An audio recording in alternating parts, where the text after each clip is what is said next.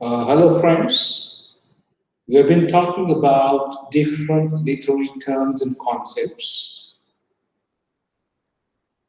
We talked about the terms beginning with letter A to R so far. In continuation of our discussion on the letters beginning with R, rather the literary terms beginning with the letter R. In today's discussion, I would like to deal with the term realism in literature and literary criticism. Realism is is a literary technique in which the primary conventions is to render an illusion of fidelity to external reality. So we need to understand the term in this context. I said that realism is a literary technique. In this technique, the primary convention is to render an illusion of fidelity. Now, what is fidelity? Fidelity stands for, or fidelity, both the pronunciations are acceptable. It, fidelity or fidelity means faithfulness to one's duties. Means realism is an attempt to create realistic atmosphere. It is to give an illusion of faithfulness to external reality. Your fidelity can be understood as accuracy or exact correspondence to some given quality or fact. So in this context, we can understand that realism is a kind of expression of accuracy or exact similarity. So realism is often identified as the primary method of the novel form. The realist movement in the late 19th century developed with the development of the novel form, coincidentally. The realism or realistic art movement of the 19th century was rather a dramatic shift from the exotic and poetic romanticism that dominated the art in the decades prior to the starting of this movement. When we talk about literary realism, which means the realism in literature, in particular, it introduced a new ways of writing and a new generation of authors. The influence of these authors and this new way of writing can still be seen in American literature and British literature even to this day. So we can understand literary realism as a literary moment that represents reality by portraying mundane, everyday experiences. By mundane, we mean worldly, pertaining to the universe or cosmos, and even ordinary, something which is not new. So this is an attempt to portray everyday experiences, ordinary events, as they are in real life. Hence, we call it a realism or a realistic moment because it deals with real life. It depicts familiar people, the people which we find around us. They are not extraordinary. They are not like the heroes that we see in stories and on the screen of films. The literature, which is influenced by literary realism, depicts places, stories which are very much familiar to us. It talks primarily about the middle and lower classes of society. It seeks to tell a story as truthfully as possible instead of dramatizing or romanticizing it. So it is a literary moment that represents reality, as I mentioned earlier. Literary realism seeks to tell a story truthfully.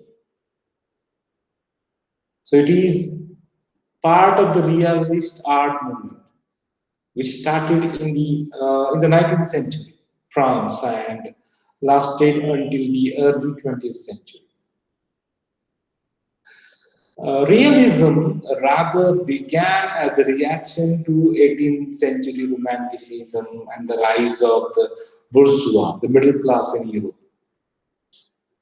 As you know, works of romanticism were thought to be too exotic and to have lost touch with the real world.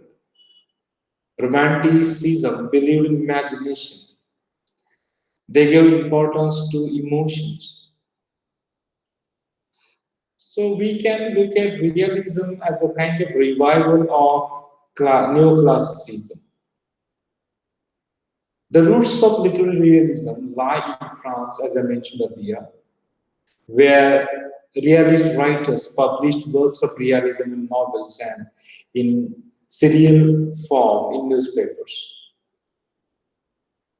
The earliest realist writers in France include Honoré de Balzac, who infused his writing with the complex characters and detailed observations about society.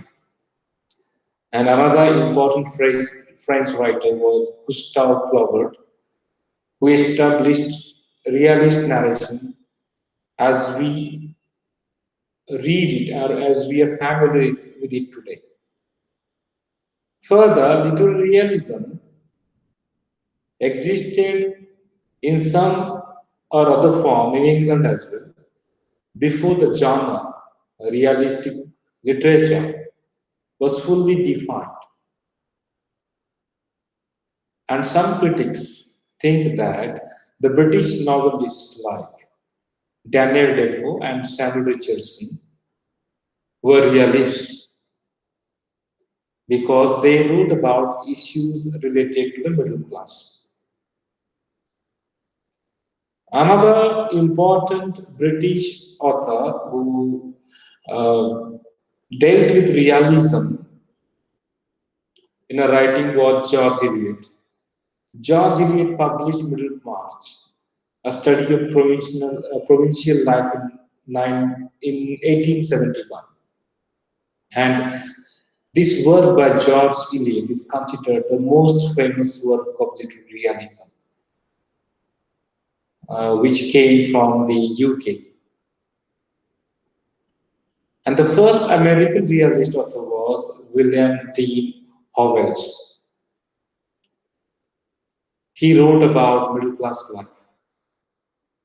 Apart from Howells, other American realists include Samuel Clemens, whose pen name is Mark Twain. We know him as Mark Twain. He was originally Samuel Clemens. He was the first well-known author to come from Middle America, and he published The Adventures of Huckleberry Finn in 1884. It was the first time a novel captured the distinctive life and voice of that part of the country, that is Middle America. Further, Stephen Crane's 1895 Swiss war novel, The Red Badge of Courage, told the real but previously untold stories of life on the battlefield. Apart from these writers, in America, we can take the names of John Steinbeck, Upton Sinclair, Jack London, Edith Wharton, and Henry James as realist writers, American writers. Having talked about realism, now we shall talk about different types of literary realism, which have distinct characteristics. The first kind of realism that I'm going to mention here is magical realism. Magical realism is a type of realism that blurs the lines between fantasy and reality. It is difficult for us to understand whether it is fantasy or reality. Magical realism portrays the world truthfully, plus adds magical elements that are not found in our reality, but are still considered normal in the world the story takes place. An example of magical realism is 100 Years of Solitude by Gabriel Marquez. It is a novel about a man who invents a town according to his own perceptions. So this is what magical realism is. In many of the Hindi movies, you come across this kind of magical realism, which is the combination of fantasy and reality. Then we can talk about social realism. Social realism is a type of realism that focuses on the lives and living conditions of the working class and the poor. In the context of movies, you can take the examples of Hindi movies of the 70s and 80s. Most of these movies dealt with the conditions of the working class and the poor. Typical Amitabh Bachchan and Mithun Chakraborty movies were the movies which dealt with social realism. Another important type of realism is kitchen sink realism. Kitchen sink realism is an offshoot of social realism, and it focuses on the lives of young working class British men who spend their free time drinking in pubs. So, Room at the Top by John Graham is an example of a kitchen sink realist novel.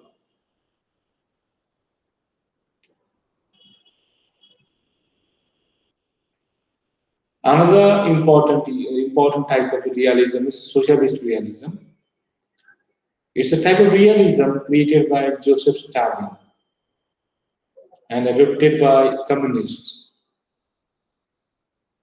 Socialist realism glorified the struggle of the proletariat. An example of the novel which dealt with socialist realism is Cement by Fedor Gladkov. It is a socialist realist novel about the struggle of restructuring the Soviet Union after the Russian Revolution. While talking about kitchen sink realism, I can give the example of John Osborne's Look Back in Anger, which is a typical example of kitchen sink realism in Britain. Naturalism is another important type of realism. It is a realism which deals with an extreme form of realism influenced by Charles Darwin's theory of evolution. And naturalism was founded by Emile Zola, which explored the belief that science can explain all social and environmental phenomena. A Rose for Emily by William Faulkner is a short story about such naturalism. It talks about a recluse with a mental illness whose fate is already determined. So this is a good example of naturalism. And another important type is psychological realism. It is a type of realism that in which characters are driven, which focus on what motivates them to make certain decisions and why. Psychological realism sometimes uses characters to express commentary on social or political issues. Fyodor Dostoevsky's 1866 novel Crime and Punishment is an example of this psychological realism, in which you come across a story of a man who hatches a plan to kill a man and take his money to get out of poverty, but feels immense guilt and paranoia after he does it. So this is what psychological realism is. Thus, realism, as I mentioned earlier, is a literary technique which brings in an illusion of faithfulness or loyalty in the works of literature.